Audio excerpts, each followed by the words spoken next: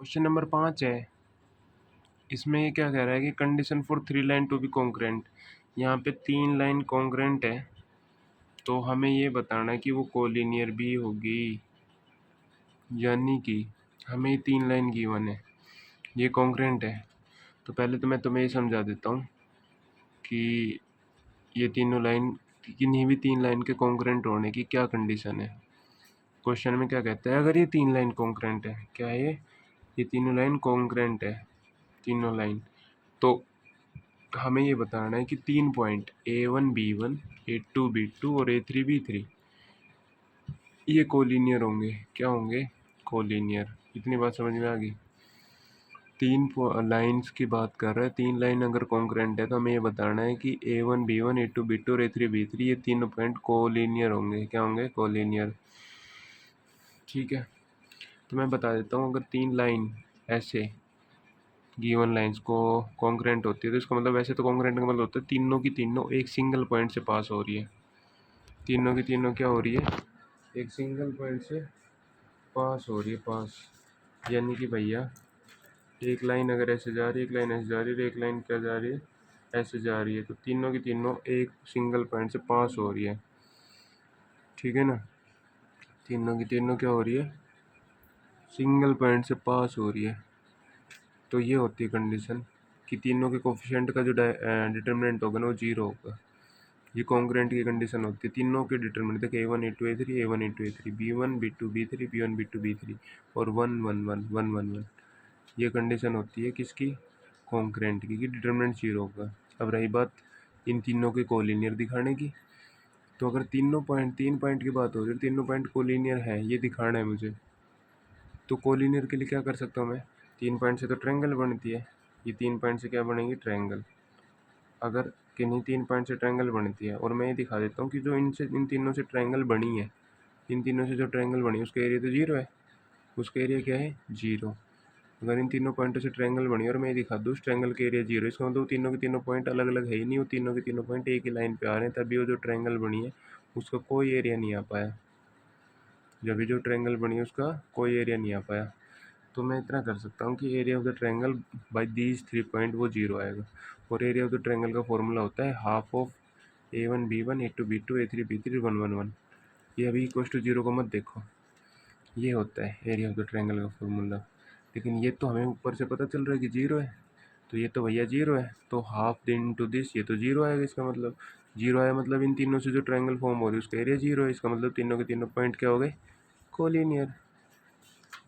ये तो हमें कॉन्ग्रुएंट की वजह से मिला, और ये हमें दिखाना था, तो ये जो मिला उसको यहाँ पुट कर दो तो आ गया अपने आप 0। तो मतलब इन तीनों से जो ट्रायंगल बनी है हमारी, वो उसका एरिया 0 आया, मतलब तीनों के तीनों पॉइंट कोलिनियर है, कोलिनियर। अब क्वेश्चन नंबर 6 पे जाने से पहले तो मैं छोटी सी चीज़ समझाना चाहूँगा मैं, कि भैया कोई अगर इंसिडेंट रे हो, क्या हो? कोई इंसिडेंट रे और कोई रिफ्लेक्टेड रे हो, उसके बीच में जो मिरर होता है, मिरर, मिरर, ठीक है ना, वो किसका काम करता है? एंगल बाइसेक्टर का। ये जो भी एंगल होता है उसको बिल्कुल बाइसेक्ट कर देता है ये मिरर हमारा, इंसिडेंट रे और रिफ्लेक्टेड रे को। इंसिडेंट रे और रिफ्लेक्टेड रे को जो मिरर होता है ना, वो बिल्कुल एंगल बाइसेक्टर का काम करते हैं यहाँ पे। ठीक है, और हमें क्या करना है, 6th क्वेश्चन के अंदर हमें जो एंगल बाइसेक्टर यानी मिरर, उसकी इक्वेशन फाइंड आउट करनी है मुझे। क्या करनी है? उसकी इक्वेशन फाइंड आउट करनी। किसकी इक्वेशन फाइंड आउट करनी? मिरर की। और हमें किसकी इक्वेशन गिवन है? किसकी इक्वेशन गिवन है हमें? इंसिडेंट रे की भी गिवन है और रिफ्लेक्टेड रे की भी गिवन है। किसकी इक्वेशन गिवन है? इंसिडेंट रे की और रिफ्लेक्टेड रे की। तो इनकी इक्वेशन फाइंड आउट करने से पहले एक छोटी सी भी चीज़ मैं आपको बता देता हूँ कि जो इक्वेशन होती है, equation of the angle bisector, किसकी? Equation of the angle bisector between the two line. अगर लाइन हमारी क्या है? A1x plus B1y plus C1 equal to 0, एक लाइन तो ये है और दूसरी लाइन ये है, तो दोनों लाइनों का जो एंगल बाइसेक्टर निकालना होता है वो इस तरीके से निकलता है। ये ऐसी इक्वेशन आएगी उसकी। ठीक है, एंगल बाइसेक्टर की यहाँ पे प्लस माइनस है, ध्यान रखना यहाँ पे क्या है? Plus minus. ये दोनों इक्वेशन अगर गिवन हो तो एंगल बाइसेक्टर की इक्वेशन ऐसे निकलेगी, this is the equation of angle bisector. तुम कहोगे कि यहाँ पे क्या क्या पुट करना है? देखो ये सब तो गिवन ही है, A1x plus B1y plus C1, ये भी गिवन है 8 2x plus b2y plus c2, और ये करना है सिर्फ रूट ऑफ a1 का स्क्वायर और b1 का स्क्वायर। a1 का स्क्वायर मतलब x का कोफिशिएंट, b1 का स्क्वायर मतलब y का कोफिशिएंट। सिमिलरली यहाँ पे रूट के साथ क्या करना है, a2 का स्क्वायर और b2 का स्क्वायर। a2 का स्क्वायर मतलब x का कोफिशिएंट, b2 का स्क्वायर मतलब y का कोफिशिएंट। ये इक्वेशन आपको याद होनी चाहिए कि एंगल बाइसेक्टर के लिए हमें जो इक्वेशन यूज़ करनी है ना, वो हमें याद होनी चाहिए यहाँ पे। ठीक है, ये यहाँ से यहाँ तक ये मैंने आपको बता दी। अब क्वेश्चन बहुत इजीली हो जाएगा। ठीक है, दो इक्वेशन के बीच में एंगल बाइसेक्टर की इक्वेशन ऐसे निकलती है। दोनों इक्वेशन, अब क्वेश्चन में क्या गिवन है, दोनों इक्वेशन गिवन है, एक इंसिडेंट रे है एक रिफ्लेक्टेड रे है, और एंगल बाइसेक्टर आपको ऐसे निकाल सकते हो। तो देखो, इंसिडेंट रे ये गिवन है आपको, और रिफ्लेक्टेड रे ये गिवन है आपको। यहाँ पे a1 और b1 क्या होगा, 3 और 4, तो उसका रूट निकाल लिया। a2 b2 क्या होगा यहाँ पे, 24 और 7, तो 24 यानी कि 24 का स्क्वायर क्या होता है 576, और 49 7 का स्क्वायर, तो ये ओवरऑल 25 बनेगा, 625 बनेगा जिसका रूट 25 आता है, और ये 25 बनेगा जिसका रूट 5 आता है। क्रॉस मल्टीप्लाई किया दोनों तरफ, क्या कर दिया, क्रॉस मल्टीप्लाई। और क्या है यहाँ पे प्लस माइनस है, साथ में क्या है, प्लस माइनस।